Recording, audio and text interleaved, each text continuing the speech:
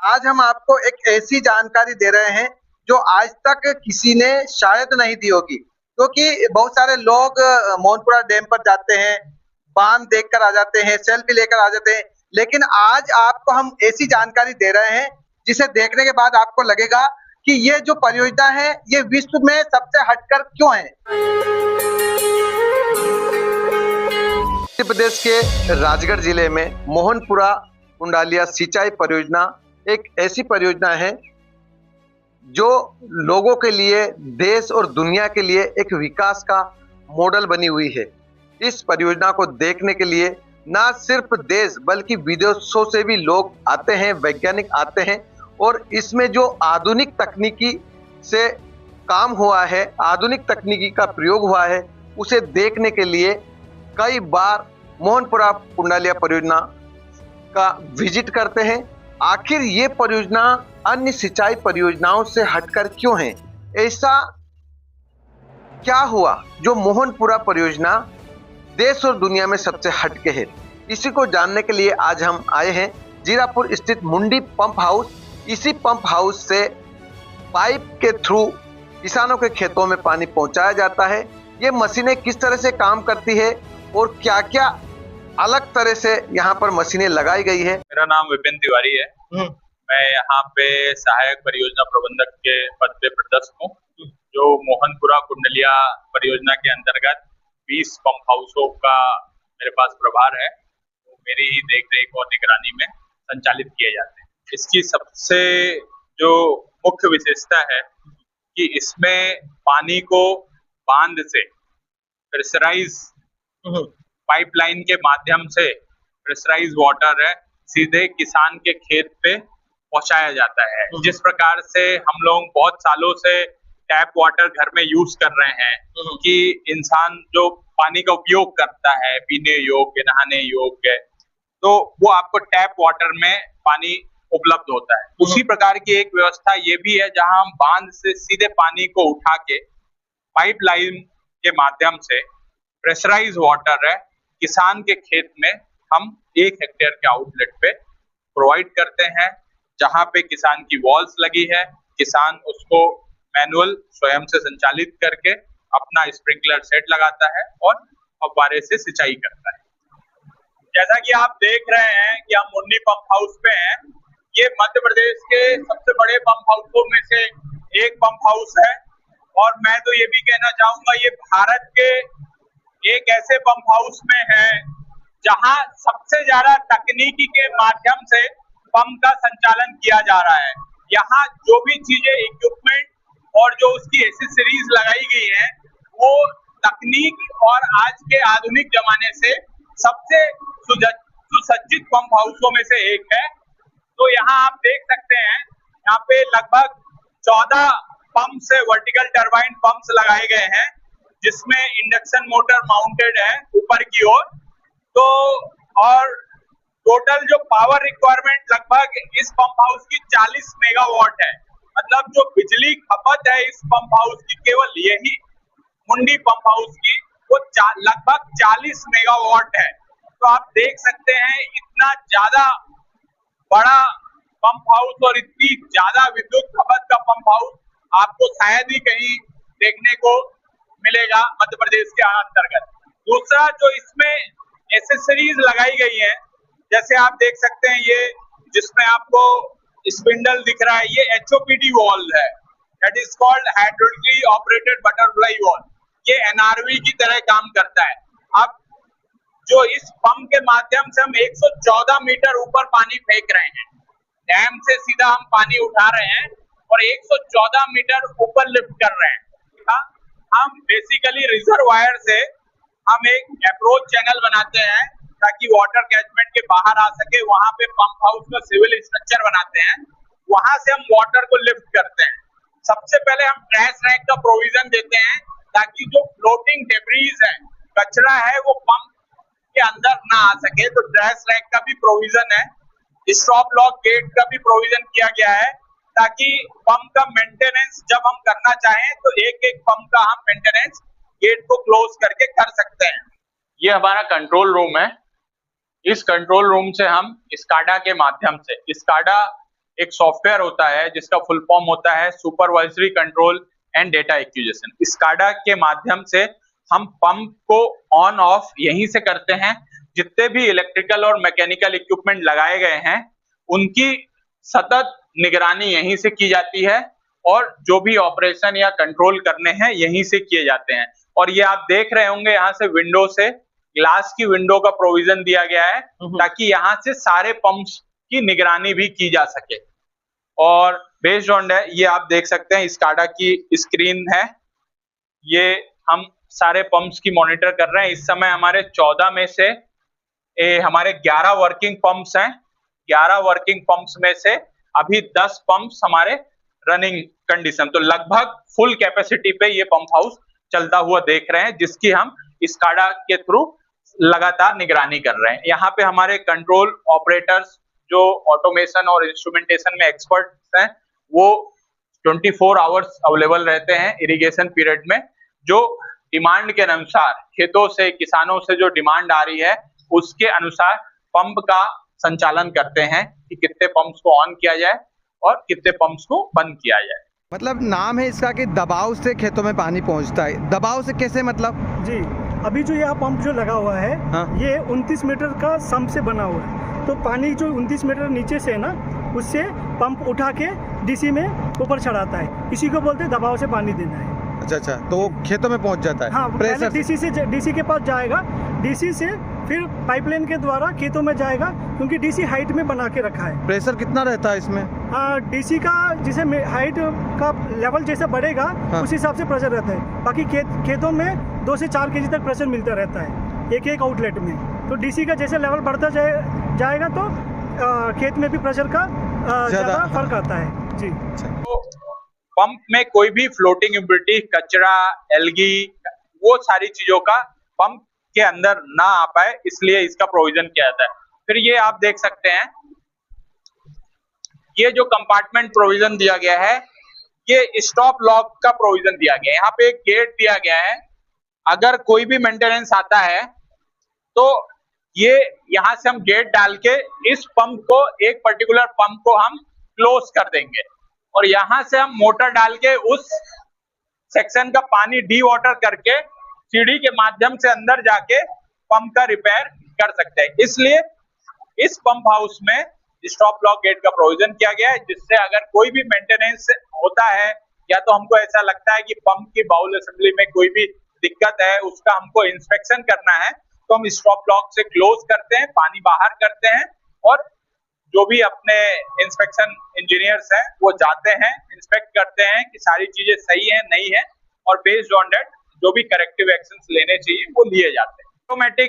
Automatic trash rack cleaning machine है। Trash racks आपको बहुत सारे पंप हाउस में देखने को मिलेंगे, बट ये automatic trash rack cleaning machine है। ये इसका ग्रुप्स लगा है, इस ग्रुप्स के माध्यम से जब भी ट्रैश रैक्स में कचड़े या इम्प्योरिटीज जमा होती हैं तो इस ग्रुप्स के माध्यम से हम इसको क्लीन करते हैं। तो ये फीचर्स भी इस पंप हाउस में एक यूनिक फीचर्स है। चलिए आगे दिखाते हैं और फीचर्स आप।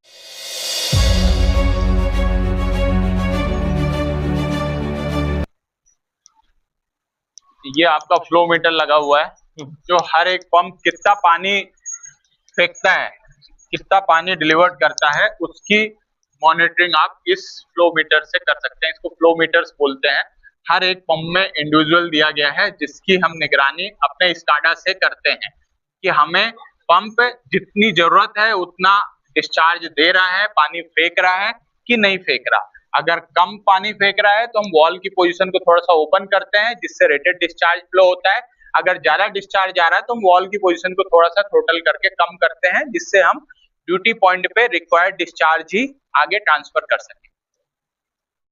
ये आप बेसिकली देखेंगे, ये वेरिएबल फ्रीक्वेंसी ड्राइव्स का रूम है।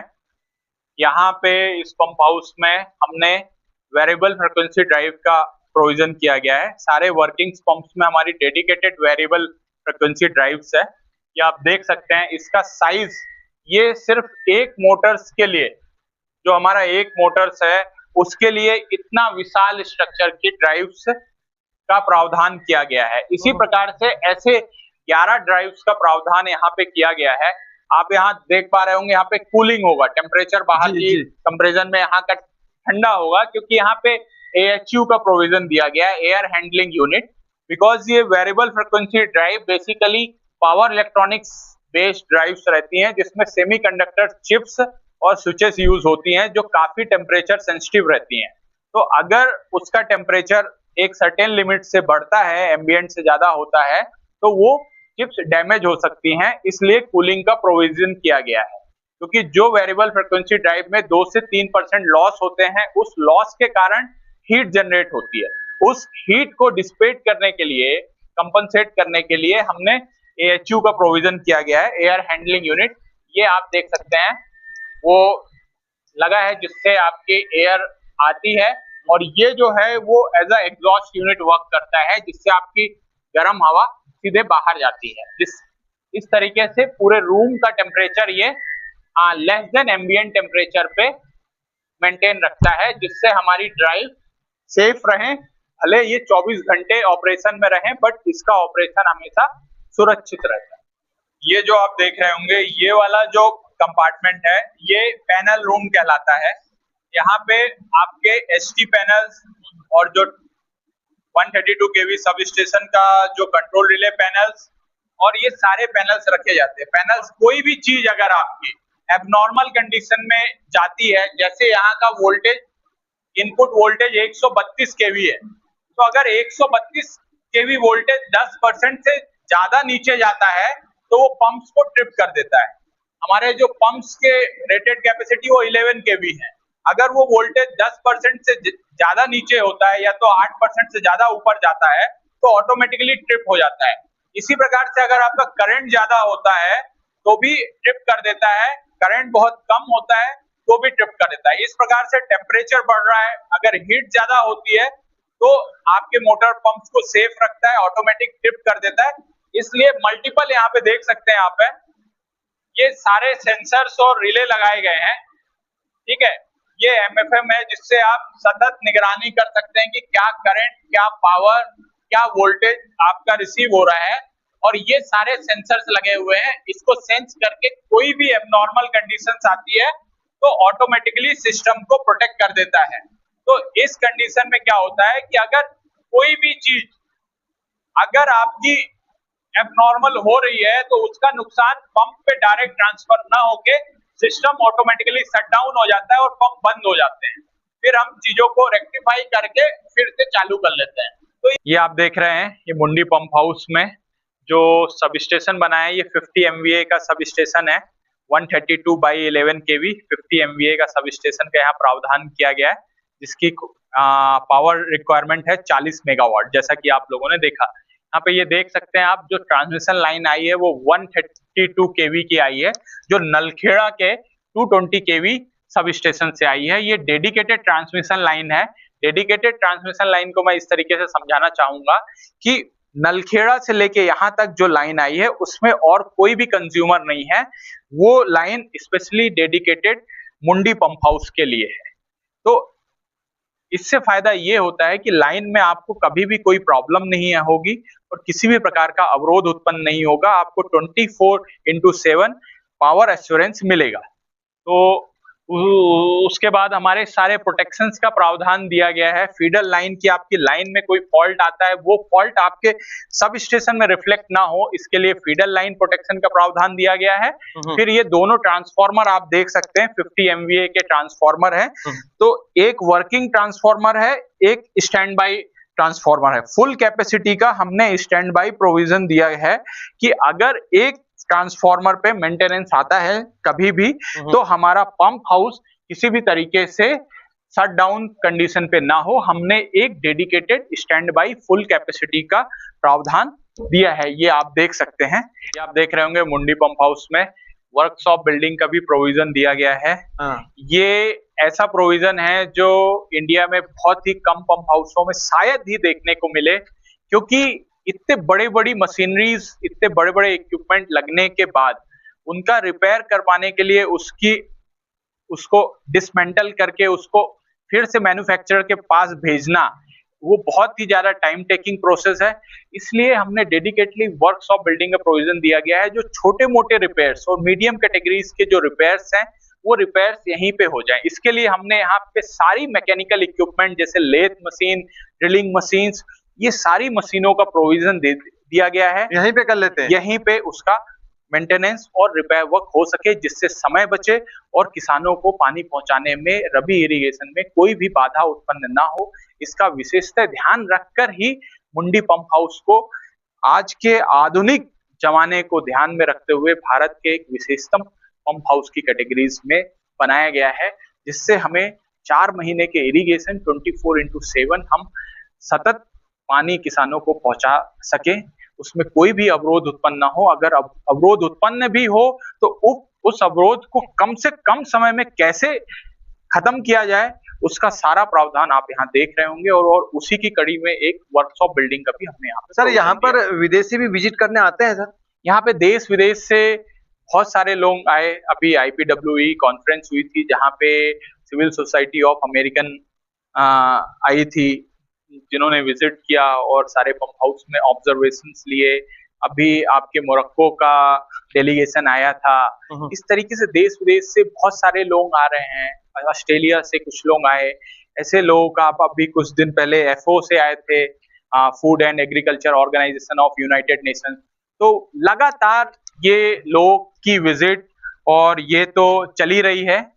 तो अब आप समझ पा रहे होंगे कि जब आप पढ़ते होंगे पेपर्स पे कि ये क्यों इतना सुर्खियों का केंद्र है। आज आप भी विजिट कर रहे हैं, सारी चीजों को समझ पा रहे हैं। इसीलिए ये सारी चीजें इस पंप हाउस को विशेष बनाने में अहम रोल प्ले करती है। जैसा कि आप देख रहे होंगे, मुंडी पंप हाउस में प्राइमरी फिल्ट्रेशन यूनिट का प्रोविजन दिया गया है। इसका बेसिकली जो पर्पस रहता है कि जो भी डिस्चार्ज हम लिफ्ट कर रहे हैं, उस डिस्चार्ज में कोई भी जो आपके सेगमेंट या तो जो आपके आगे चल के नेटवर्क को क्लॉगिंग करें, चोक करें, कचरा जिसे अपन बोले, डेब्रीज बोले, वो डेब्रीज आपकी आगे फर्दर, जब ये मेन पाइपलाइन है, आगे चल के छोटे छोटे ब्रांचोस में जब ये पाइप कन्वर्ट हुआ है, तो वहां पे जाके वो चोगिंग की प्रॉब्लम क्रिएट ना हो, इसके लिए यहाँ पे स्पेशली प्राइमरी फिल्ट्रेशन यूनिट का प्रोविजन किया गया है, जो मेरे ख्याल से भारत की सबसे बड़ी प्राइमरी फिल्ट्रेशन यूनिट में से एक है, जो इरिगेशन सेगमेंट में दी गई है। इसकी जो खासियत है, ये 200 माइक्रोन तक वाटर को फिल्टर्स करती है। 200 माइक्रोन से ऊपर की डेब्रीज सभी को फिल्टर्स कर देती है। आगे चल के नेटवर्क में सेकेंडरी फिल्ट्रेशन यूनिट का भी प्रोविजन दिया गया है, जो 30 हेक्टेयर के चक पे दिया गया है, जो डेब्रीज को अप टू 150 माइक्रोन तक फिल्टर कर देती है। देख पा रहे होंगे आपसे यहाँ पे डिफरेंट राइजिंग मैन गई है। 3 राइजिंग मैन का प्रोविजन है। पंप हाउस से 3 बड़े पाइप निकले हैं आया डाया के, तो हर एक बड़े पाइप के क्लीनिंग के लिए एक यूनिट ये आप देख पा रहे हैं, एक यूनिट ये देख पा रहे हैं, एक यूनिट वो देख पा रहे हैं। ये हमारा पूरा नेटवर्क डिफरेंट जोन, 3 जोन में डिवाइड किया गया है। उस जोन वाइज ये आप है फिल्ट्रेशन यूनिट है। वो जो बड़े स्ट्रक्चर दिख रहे हैं 4, वो तीनों राइजिंग मैन पे सर्ज प्रोटेक्शंस का काम करते हैं। जब कभी पावर फेल्यूर होती है या ट्रिपिंग होती है इतने बड़े सिस्टम में, जहां हम 114 मीटर की लिफ्टिंग कर रहे हैं, तो जो ट्रिपिंग के बाद जो उसका बैक फ्लो आता है, रिवर्स फ्लो आता है, that is called change in velocity. Change in velocity ये बताती है कि उस पानी की वेलोसिटी में, वेग में जितना परिवर्तन हो रहा है, उतना ज्यादा सर्ज आपको देखने को मिलेगा, और वो सर्ज आपके पाइपलाइन स्ट्रक्चर को डैमेज कर सकती है, लीकेज क्रिएट कर सकती है। उससे बचने के लिए हमने इस पूरे सिस्टम की सर्ज एनालिसिस स्टडीज कराई है, जो IIT से अप्रूव्ड हुई है। बेस्ड ऑन दैट, जो मैक्सिमम सर्ज कैलकुलेशंस के रिगार्डिंग जो सर्ज प्रोटेक्टिव इक्विपमेंट्स हैं वो प्लेस किए गए हैं। जैसे आप देख सकते हैं, राइजिंग मैन 1 और 2 में 2 ब्लैडर वेसल का प्रोविजन किया गया है। सिमिलर वे पे राइजिंग मैन 3 में भी 2 ब्लैडर वेसल का प्रोविजन किया गया है। ये आप देख पा रहे होंगे, जीरो वेलोसिटी वॉल का भी प्रपोजल दिया गया है। जीरो वेलोसिटी वॉल भी आपके सर्ज प्रोटेक्शन इक्विपमेंट्स की तरह ही यूज होती है और सर्ज प्रोटेक्शन के लिए ही यूज करते हैं। ये आप देख रहे होंगे मुंडी पंप हाउस में फायर वाटर पंप हाउस है। हमने इस पंप हाउस में फायर फाइटिंग प्रोटेक्शंस भी दिया गया है।